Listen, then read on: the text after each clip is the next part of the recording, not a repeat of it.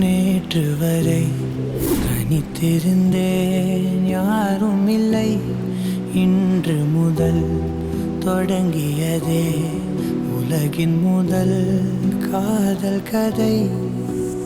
அனலாக வேகும் பனி போல மோதும் மழை கால மேகம் கண்டேன்.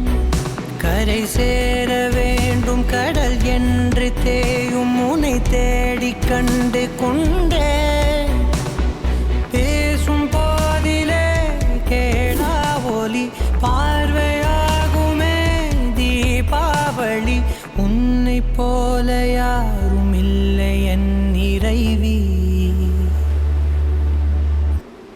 கனவா நனவா தெரியா நிலையே, பகலை இரவாய் பழகும் கலையே. நேற்று வரை தனித்திருந்தேன், யாரும் இல்லை.